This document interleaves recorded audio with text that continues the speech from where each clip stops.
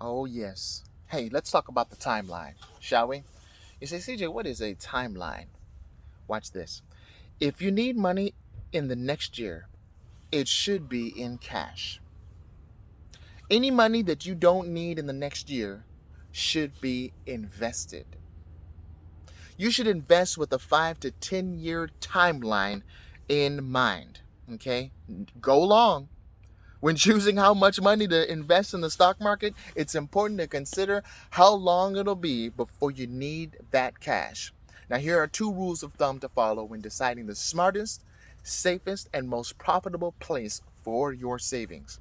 Rule number one: if you need your money in the next year, it should be in cash. The stock market can fluctuate greatly. It's no fun to need cash for, say, a down payment on your first home and find that your stocks are down 50%. If you're house shopping, wedding planning, or car buying within the next year, keep those necessary funds in a savings or money market account.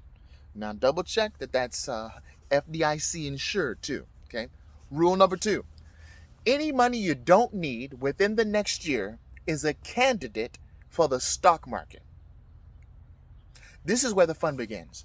And it's why we encourage you to get saving not later, but right now.